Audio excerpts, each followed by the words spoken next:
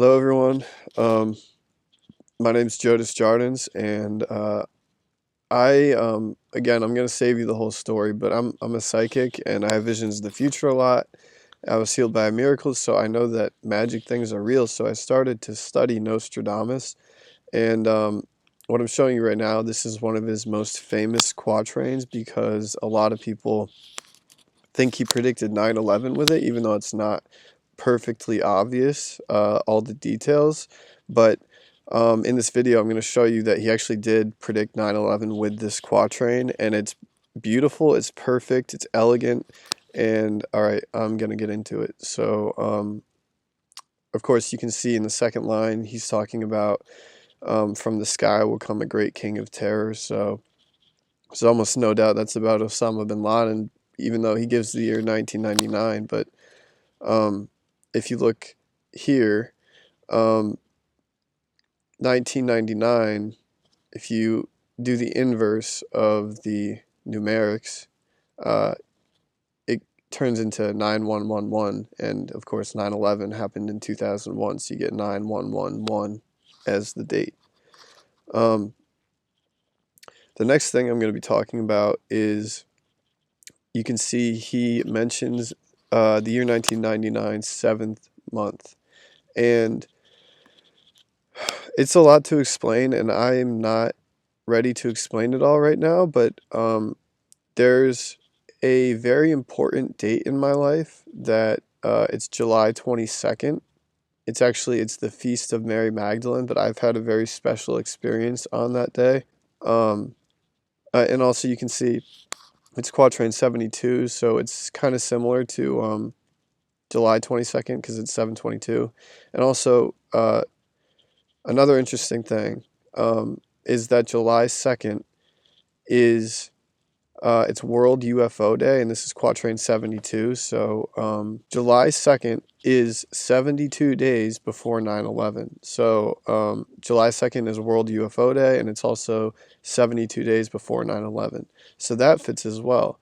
Um, but I wanted to look at the date July 22nd. Again, it's the Feast of Mary Magdalene, but I was studying the date because, again, it's so important to me. And as you can see here, um, there's a book and a movie. Again, really elegant and beautiful story about a young kid who gets lost at sea with a tiger in his boat, and he floats around the ocean. But as you can see, it came out on September 11th, 2001. So, and the other thing is, it's the story is called The Life of Pi, and um, you can see he was in the ocean for a total of 227 days while stranded, and that's not a coincidence. As you can see, Archimedes, he was one of the first people, maybe the first, to approximate pi. Calculated it as approximately between 223 over 71 and also 22 sevenths, so somewhere between those two numbers. So pi is very similar to 22 sevenths numerically. Okay, so the next thing that I did was look up what happened on July 22nd, 1999, and apparently the Woodstock 99 musical festival started that day. But also NASA, as you can see, released a Hubble telescope image of the galaxy cluster MS 1054. And the other thing that you can read is that the image showed hundreds of galaxies and examples of cosmic collisions. So it does connect to 9/11 because of collisions. Um, Here you can see the photo on NASA's own website. They do an astronomy picture of the day every day. At the bottom, there's an explanation, which I'm going to zoom in on, and you can read that it's the largest number of colliding galaxies ever found in a cluster. So here we are talking about the largest number of colliding galaxies ever found, and 9/11 is the most famous collision that there ever was. So um, Nostradamus hit the nail on the head with that. Okay, now the next thing, um, it's really simple. The line is to bring back to life the great king of the Mongols, which of course has to be Genghis Khan. And as you can see, he died in August of 1227. So there's another 227, just like we were just talking about with pi being 22 over 7 and Mary Magdalene's Day being July 22nd. The last line, before and after, Mars to reign by good luck. Okay, so I thought the only place to look, or the most obvious place, would be also in the NASA pictures, and as it turns out, the day after July 22nd, 1999, on the 23rd, NASA did post a photo of Mars. So as you can see, it was a photo of Martian valleys. Not too much to look at, but and then the day before, NASA did not post a photo about Mars. However, on July 4th and also July 5th, they did post photos of Mars. It was about how the Mars Pathfinder landed on Mars on July 4th, 1997. So it was their 2-year anniversary of landing on Mars with the Pathfinder.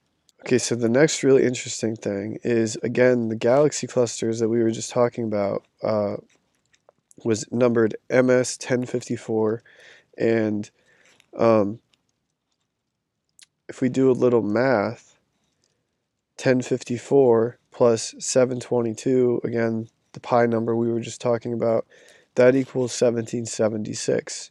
And of course, that was the day on July 4th as well that the United States signed its Declaration of Independence. So there's another connection to, we were just talking about the Pathfinder landing on Mars on July 4th, and they posted the photo on the 2-year anniversary. And now here's another connection to July 4th. Okay, so the next thing that I tried was it's quatrain number 1072, and it's picture number 1054, so that seemed really weird because they're pretty close. And the difference between those two numbers is 18. Also, the July 22nd date is 18 days after July 4th, so you get those align well too. Okay, so now if we go back to the last line, we got the before and after Mars part, but what is the good luck part about? Um, if you look at, uh, there's this person called Erica Cheatham who did translations of all these quatrains. So not everyone translates them exactly the same. She said before and after war, war is Mars, to reign by happiness, or she mentioned happiness instead of good luck. So what's interesting is 911 plus pi, which pi is 3.14 approximately, that adds to 1225, and that is literally Christmas Day. So, that's a happy day for most people.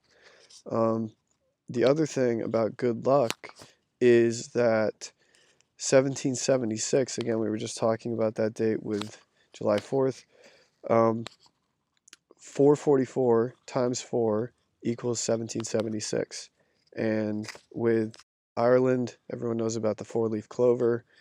Um, so again, that fits perfectly. Hey guys, so now that I've shown you all that, I wanted to show you one last thing that is really going to blow your mind, and unfortunately, I imagine, as was everything, it's going to cause conspiracy theories. In my opinion, those conspiracy theories are the craziest things ever, because this movie is the most beautiful movie that there ever was, and I haven't read the book, but I'd imagine it's the same. So, if you're going to say that the author of The Life of Pi somehow knew about 9/11, well, I feel, I don't know what to say to you. Okay, so you can see that the protagonist in the film is Piscine Molitor Patel, otherwise known as Pi. And if you take those letters and rearrange them,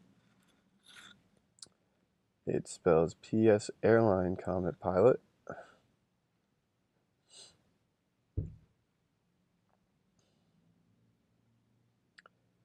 Also spells Airline Scope Pilot.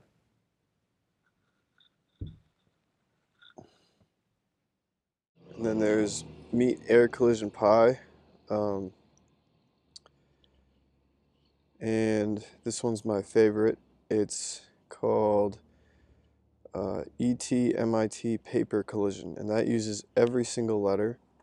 And if we recall the whole thing about ETs. It's century 1072, July 2nd, 72 days before 9/11 and World UFO Day, so it fits perfectly and it literally uses every single letter.